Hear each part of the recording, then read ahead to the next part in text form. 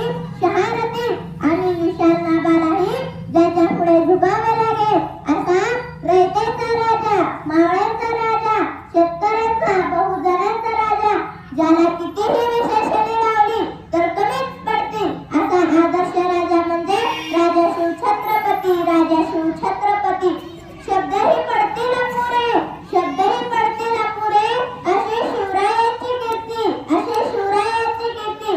राजा शोभूनी निसे जगती, राजा शोभूनी निसे जगती, अवघ्या जगाचा शिवछत्रपती, अवघ्या जगाचा शिवछत्रपती.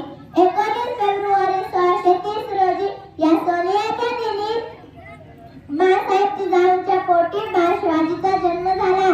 शिवनेरी गडावर